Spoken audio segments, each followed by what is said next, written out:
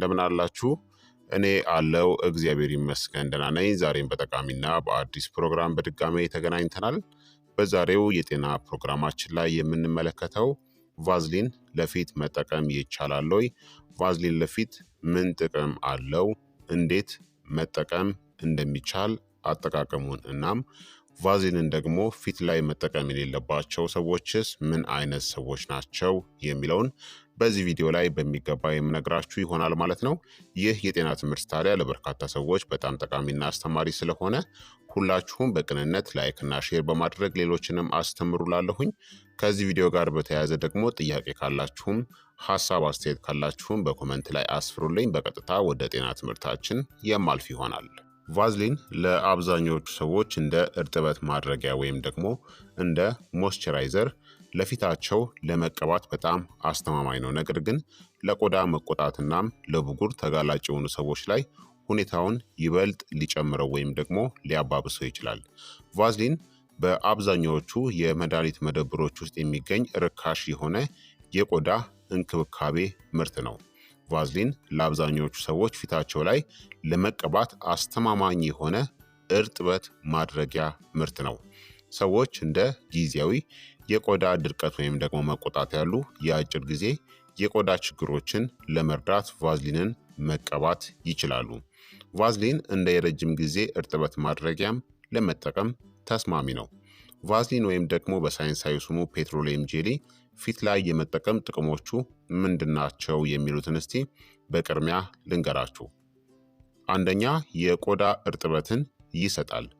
ቫዝሊን ኦኩሉሲቭ ኤጀንት፣ ይህም ማለት በቆዳ ገጽታ ላይ የመከላከያ ሽፋንን ይፈጥራል።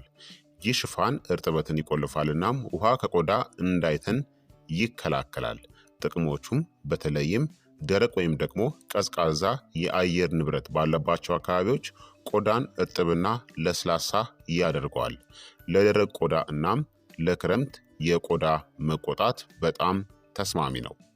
ሁለተኛ፣ የተጎዳ ቆዳን ይፈውሳልና ይከላከላል። ቫዝሊን ቆዳን ይዘጋል። ይህም ጥቃቅን ቁርጥራጮችን ማቃጠልን ወይም ደግሞ የቆዳ መቆጣትን በፍጥነት ለመፈወስ የሚያግዝ አካባቢን ይፈጥራል። ጥቅሞቹም ጥቃቅን ቁስሎችን፣ ጭረቶችንናም ከብጉር በኋላ የሚቀሩ ምልክቶችንም ያረጋጋል። በፀሐይ የተቃጠለ የጎደፈ ወይም በንፋስ የተጎዳ ቆዳን ለመፈወስም ይረዳል።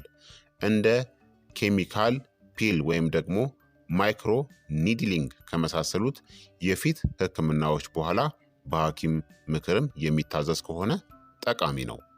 ሶስተኛ፣ ደረቅ ቦታዎችንናም የቆዳ መላጥንም ይከላከላል። ቫዝሊን እርጥበትን በመቆለፍ ቆዳ እንዳይደርቅናም እንዳይላጥም ይረዳል።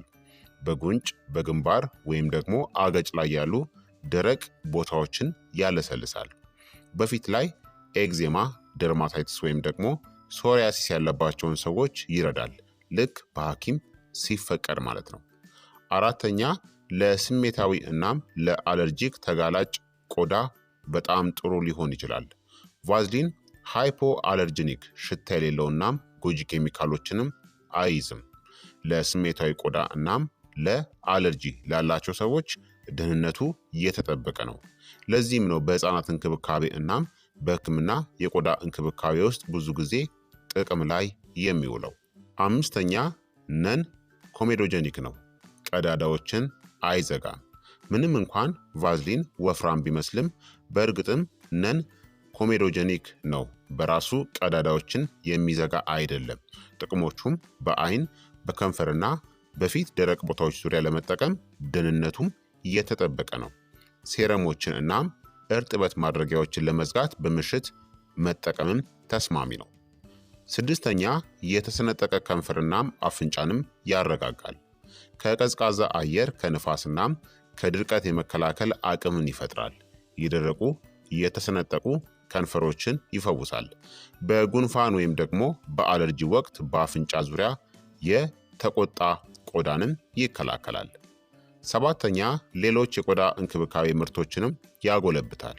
ቫዝሊን እንደ ሃያሉሮኒክ አሲድ ወይም ደግሞ እርጥበት ማድረጊያ ያሉ የቆዳ እንክብካቤ ምርቶችን ለመዝጋት ይረዳል። ሴረሞችን እና ክሬሞችን በአንድ ሌሊት የበለጠ ውጤታማ ያደርጋቸዋል። የስለጊንግ አዝማሚያ አካልም ነው። ለጥልቅ እርጥበት እንደ የመጨረሻ ደረጃ በቆዳ እንክብካቤ ውስጥ ጥቅም ላይም ይውላል። ስምንተኛ ለስላሳ ሜካፕ ማስወገጃም ይሆናል። በድንገተኛ ጊዜ በቀስታ ሲታሽ ሜካፕን በተለይ ውሃ የማያስገባ ሜካፕን ያስለቅቃል። እንደ ድንገተኛ ሜካፕ ማስወገጃ በተለይም ለአይን ሜካፕ መጠቀምም ይቻላል። ስሜታዊ ቆዳን አያቃጥልም ወይም ደግሞ አያሳክክም። ዘጠነኛ የጥቃቅን መስመሮችን ገጽታ ለጊዜው ይቀንሳል። እርጥበታማ ቆዳ ወፍራምናም ለስላሳ ይመስላል። ይህም ጥቃቅን መስመሮችን ያነሰ ያደርገዋል። የቆዳ መጨማደድን ገጽታ ያሻሽሏል። በተለይም ከእርጥበት ማድረጊያዎች ጋር አዘውትሮ ጥቅም ላይ ሲውል ቆዳን በደንብ እርጥብ በማድረግ የቆዳ የመለጠጥ ችሎታን ለመጠበቅም ይረዳል። አስረኛ ወጪ ቆጣቢ እናም ዘላቂ መሆንም ይችላል። ትንሽ መጠን ለረጅም ጊዜ ያገለግላቸዋል። ተመጣጣኝናም በዓለም ዙሪያም ይገኛል። ለእርጥበት መስጫ በርካታ የቆዳ እንክብካቤ ምርቶችንም ሊተካ ይችላል ማለት ነው። ስለዚህ ቫዝሊን ከተጠቀማችሁ ብዙ ጥቅምን ይሰጣል ማለት ነው። ታዲያ ግን ምን አይነት ሰዎች መጠቀም አለባቸው ወይንስ ደግሞ የለባቸውም የሚለውን በሚገባ በጥንቃቄ ማወቅ ያስፈልጋል ማለት ነው። በአጠቃላይ ቫዝሊን እርጥበትን ይጠብቃል፣ እርጥበትን ይቆልፋልና ድርቀትን ይከላከላል። የቆዳም ፈውስ ነው። ጥቃቅን ቁርጥራጮችን፣ ድርቀትንና የቆዳ መቆጣትን በፍጥነት ይፈውሳል። የቅባትና የቆዳ መፋቅንም ይከላከላል። ቆዳ እንዳይላጥናም እንዳይደርቅ ይከላከላል። ለስሜታዊ ቆዳ ደህንነቱም እየተጠበቀ ነው። ለስላሳ ሃይፖ አለርጀኒክ ሽታ የሌለው ነው። ቀዳዳዎችንም አይዘጋም። ንጹህ ቆዳ ላይ ሲውል ነን ኮሜዶጀኒክ ነው። ከንፈር እናም አፍንጫን ይጠብቃል። የተሰነጠቁ ከንፈሮችን እናም የአፍንጫ መቆጣትን ያረጋጋል። ሌሎች የቆዳ እንክብካቤን ምርቶችን ያጎለብታል። እርጥበት ማድረጊያዎችን እናም የሴረሞችን ውጤታማነትም ይጨምራል። ጊዜያዊ ጥቃቅን መስመሮችንም ይቀንሳል። ቆዳን ወፍራም በማድረግ ለስላሳ ገጽታንም ይሰጣል። ለስላሳ ሜካፕም ማስወገጃ ነው። ውሃን የማያስገባ ሜካፕን በድንገት ለማስወገድም ይረዳል። ወጪም ቆጣቢ ነው። ከፍተኛ ዋጋ ላላቸው እርጥበት ማድረጊያዎች አነስተኛ ዋጋ ያለው አማራጭ ነው ማለት ነው። ስለዚህ ቫዝሊን ድንቅ ጥቅሞችን ይሰጣል። ቫዝሊን ወይም ደግሞ ፔትሮሌም ጄሊን ፊት ላይ ለመጠቀም ለቆዳ እርጥበትና ጥበቃ በጣም ውጤታማ ሊሆን ይችላል፣ በትክክል ከተጠቀማችሁት ማለት ነው። ቫዝሊንን ፊት ላይ እንዴት መጠቀም እንደምትችሉ ለመጠቀም ምርጥ ጊዜያት ምን ሰዓት ነው እና ምን ያክል ጊዜ ወይም ደግሞ ሰዓት በቆዳ ላይ መቆየት እንዳለበት ደግሞ አሁን በዝርዝር እነግራችኋለሁኝ። አንደኛ ቫዝሊንን ፊት ላይ እንዴት መጠቀም እንደሚቻል ደረጃ በደረጃ ልንገራችሁ።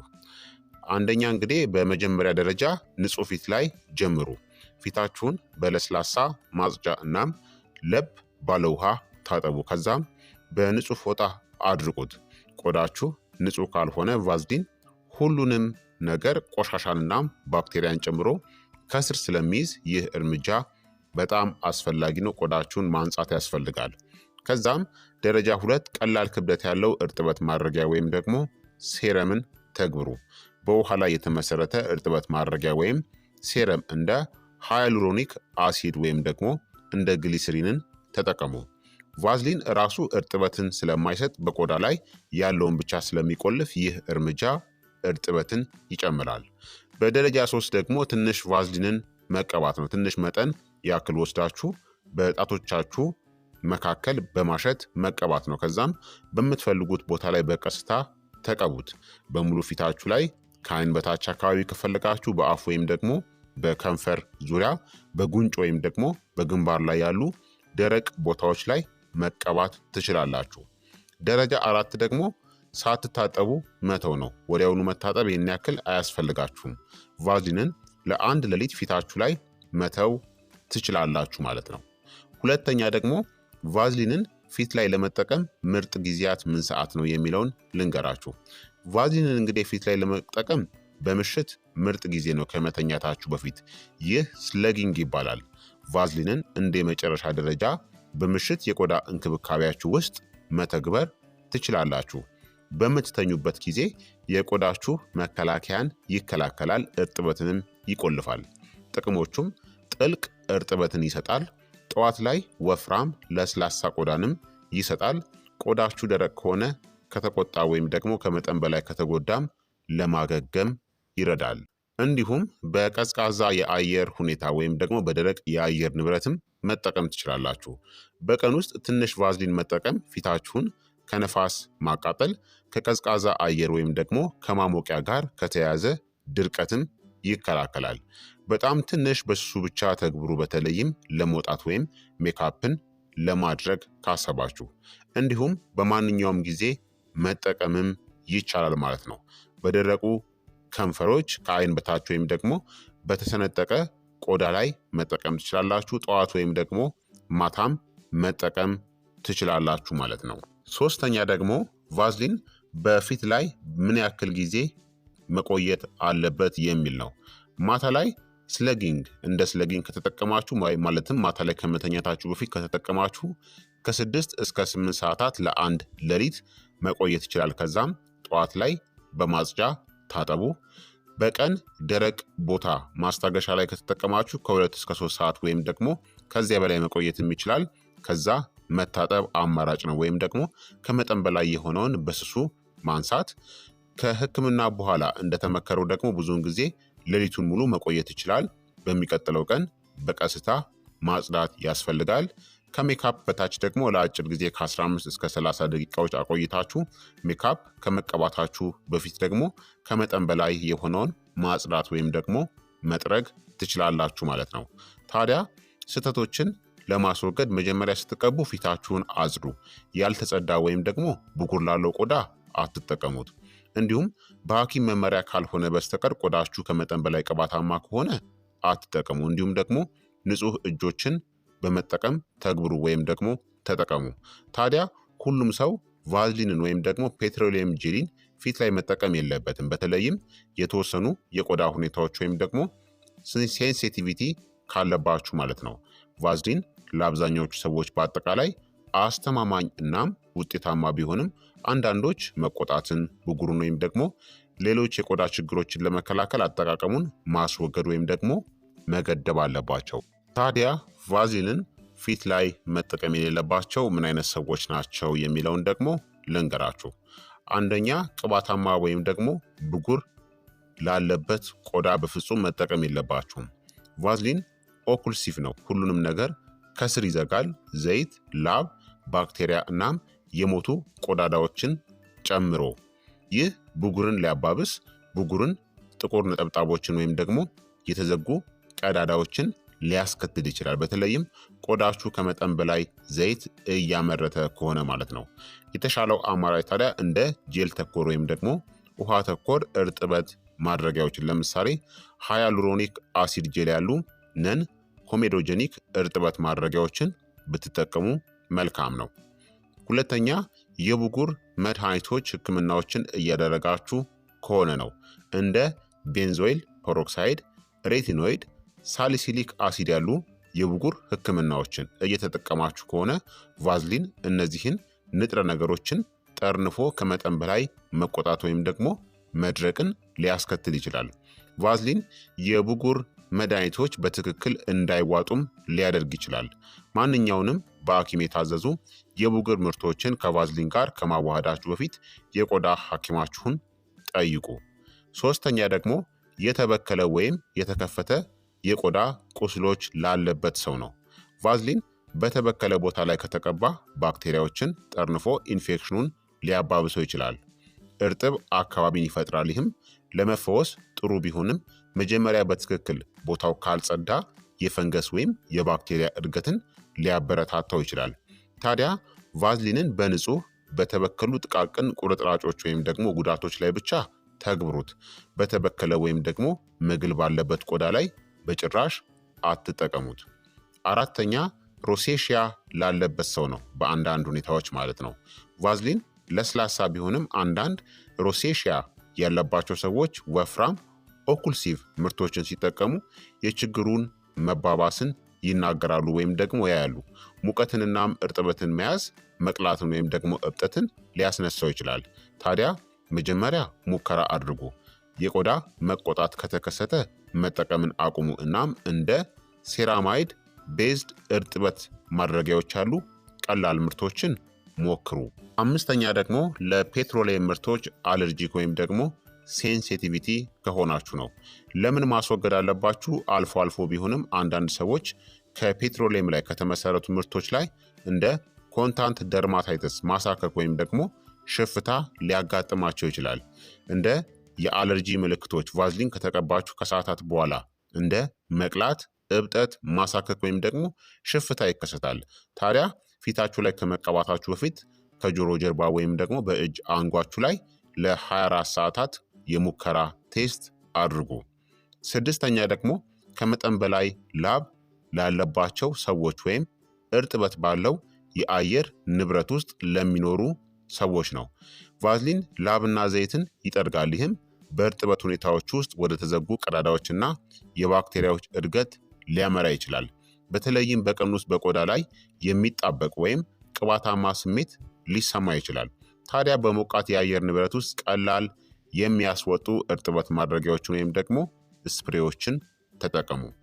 ሰባተኛ ደግሞ ፊታቸውን በትክክል የማያጸዱ ሰዎች ናቸው። ቫዝሊንን ፊታችሁን ሳትታጠቡ ከተጠቀማችሁ ቆሻሻን፣ ላብና ባክቴሪያዎችን ከሽፋኑ ስር ይይዛሉ። ይህ ወደ ብጉር መደብዘዝናም የተዘጉ ቀዳዳዎች ሊያመራ ይችላል። ሁልጊዜ ቫዝሊንን በንጹህ በደረቅ ቆዳ ላይ ብቻ ተግብሩት። በአጠቃላይ ቫዝሊን ለእናንተ ትክክል እንደሆነ እርግጠኛ ካልሆናችሁ መጀመሪያ የሙከራ ቴስትን አድርጉ። ሁልጊዜ በንጹህ እናም እርጥበት ባለው ቆዳ ላይ ተግብሩ። እናም በቆዳ ሐኪም መሪነት ካልሆነ በስተቀር ከጠንካራ ንጥረ ነገሮች ጋር አዋህዱት ማለት ነው። ስለዚህ በዚህ መልኩ ቫዝሊንን መጠቀም ትችላላችሁ። እንደዚህ አይነት ችግር ካለባችሁ ደግሞ ብታስወግዱ መልካም ነው ማለት ነው። ስለዚህ ክቡራትና ክቡራን ተመልካቾቼ የዛሬው የጤና ትምህርት እንግዲህ ይህንን ይመስል ነበረ። እንደተማራችሁበትም ተስፋ አድርጋለሁ። ሀሳብ አስተያየታችሁ ደግሞ አይለኝ ይላለሁኝ። ይህ የጤና ትምህርት ለበርካታ ሰዎች በጣም ጠቃሚና አስተማሪም ስለሆነ ሁላችሁም በቅንነት ላይክና ሼር በማድረግ ሌሎችንም አስተምሩ አሳውቁላለሁኝ። ከዚህ ቪዲዮ ጋር በተያያዘ ጥያቄ ካላችሁም ሀሳብ አስተያየት ካላችሁም በኮመንት ላይ አስፍሩልኝ። በቀጣይ የጤና ትምህርት እስከምንገናኝ እኔንም እናንተንም ቸር ያቆየን። መልካም ጊዜ፣ መልካም ቆይታ። ቻው ቻው።